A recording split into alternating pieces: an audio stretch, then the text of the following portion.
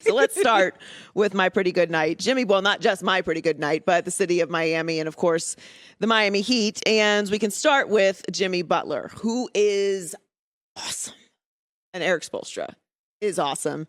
And Pat Riley is the GOAT. And I get to say all of that today because we're on to the the third round. We're on to the Eastern Conference Finals. Jimmy Butler put up another 30-piece last night, 32 points, 4 assists, 8 rebounds. It's time to put some respect on Jimmy Butler's name, averaging 29 points, 7.6 rebounds, and 5.4 assists for the playoffs. He's the only player in the playoffs to shoot over 50% with over 25 points in games. Just for a little perspective, because we don't really talk about Jimmy Butler as a superstar. When we were coming into the playoffs, everyone was overlooking the Heat because they don't really have that superstar. They don't have that guy. It's just a culture. It's just a well-built team. It's just a well-coached team. Only Jimmy Butler and Giannis are averaging 25 points per game and shooting over 50% from the field. Jimmy Butler and two-time MVP Giannis Antetokounmpo. Only 2 players. There are some other stars in the postseason. We talk about Joel Embiid. Obviously, we'll get to James Harden a little bit later. Giannis, as I just mentioned, Devin Booker, Chris Paul, Luka Doncic. There's stars everywhere. It's great. Didn't even mention Steph Curry, Klay Thompson, Draymond Green. Giannis and Jimmy Butler are the only players averaging 25 points per game and shooting over 50% from the field. The Heat are in the Eastern Conference Finals again. We closed out the Sixers in 6. And the Sixers had nothing for the Heat last night. A little push here and there. Harden certainly didn't. We'll get to Joel Embiid later, as I said. But it is time to put some respect on Jimmy Butler and the Heat's name. Tobias Harris over me. Listen, Tobias is a nice player, but he is no Jimmy Butler. And I was talking about this earlier in the week, that this particular postseason, you're really starting to see the value of building teams, of developing young players, of having good cultures, of having good coaches, of having good front offices, the value of not having a noisy regular season, of being stable, of establishing chemistry. And I'm not talking specifically just about the Heat. I am talking about the teams that are having success in this postseason. You're seeing the results, the fruits of that labor, those seeds blossoming into full, beautiful plants. That's where we are right now. This is the Miami Heat. This is Jimmy Butler, who is the perfect player for the Miami Heat culture, which I know, everyone scoffs Heat culture. What's Heat culture do? Well, Heat culture's got us to the Eastern Conference Finals again, which, by the way, I think it's safely time to RIP that bubble fraud joke, which was awful to begin with, but it's now played out. There they are again, with Jimmy Butler, who is a certified star. This is the reality of well-run teams that are patient, that don't run through coaches, that don't swing for people that don't fit into what they do. We see all the time throughout the NBA and really all sports, people just try to pluck talent that doesn't fit into the culture of what they do. Desperate swings for big names that don't fit what you've built. And you're seeing the results of that. Last 2 stops, they didn't want to build around him. If you ask someone before the series, they would say Joel Embiid is the best player in the series. I mean, he was my MVP. A lot of people that would say that James Harden is better than Jimmy Butler. Series is done in 6. Max Strus is outplaying Harden. But outside of him being awesome and outside of him being the owner of Big Face Coffee, he's also a great teammate, the soul of the team, and he obviously still has great love for the city of Philadelphia and Joel Embiid, and you just heard Joel Embiid talk about him, but it's now time to put him into that category. Here we are again, Miami Heat. Sorry, had to start the show with a little bit of gloating.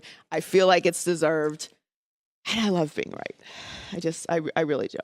All right, so let's move on to the team that the Heat defeated, and that is the Sixers. And obviously, nationally, there's going to be a lot more conversation about how badly things went for the Sixers than how well the Heat are run and how awesome Jimmy Butler is. So we'll talk about the drama now. They haven't made the conference finals since 2001 with the all-time great, legendary Allen Iverson. The closest they've come is a Kawhi Leonard bounce. It's their 12th straight appearance in the playoffs without making it to the conference finals. That's the 4th longest streak. The Sacramento Kings have actually made it to a conference finals more recently than the Philadelphia 76ers. They've been to one conference finals since Dr. J retired. And they made a big swing through the season to get James Harden. Obviously, Ben Simmons was not working out. It had all fallen apart, which, you can place some blame on the Sixers as well for how that went down. I certainly do. I think everyone deserves a little slice of that blame pie. But Harden was supposed to come in and be the guy. We were having serious expectations and conversations about what Harden was going to contribute to the 76ers this year. I thought that the Sixers won the trade. Now, based off the fact that Ben Simmons hasn't been on the court with the Nets, I suppose that's still true. But that one performance from James Harden in this series is not indicative of what you're going to get from James Harden in clutch time, game in and game out. And that is what you saw again last night. Here are his performances in this series. I mean, his second half numbers are atrocious outside of game 4. Last night in the second half, no points, 2 shots attempted. No points. For James Harden, one of the most prolific scorers in NBA history, that's what he is supposed to do. Everyone could have been more aggressive, particularly last night. Obviously, the Heat are a better team, but there was an obvious lack of energy and effort again from the Sixers. Everyone standing around, no one diving on the grounds, no one giving that extra effort, that extra energy. And when you have a team that's playing better than you and things are falling apart and it's a desperate win now or it's over situation, you probably want to give a little bit more, be a little bit more aggressive, take more than 2 shots if you're James Harden in the second half.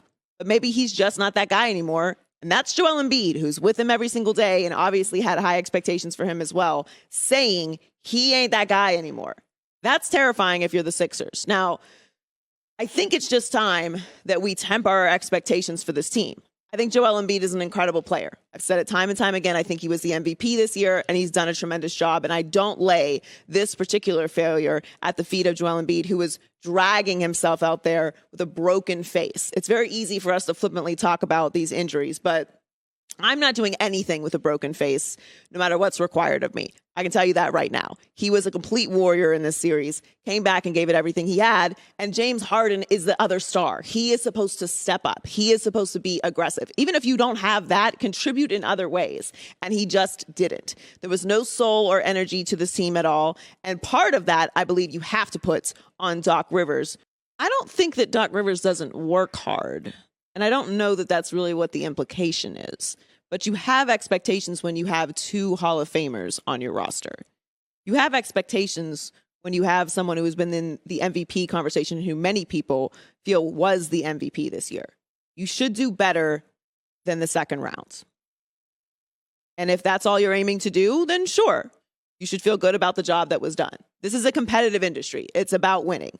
It's fair to question the job that was done with the Sixers this year. And they have a lot to examine going into this offseason. Hi, everybody. Thanks for watching. Subscribe here to get the latest from the show. Also, be sure to check out more of the best clips from The Herd or go watch a few segments from other shows on FS1.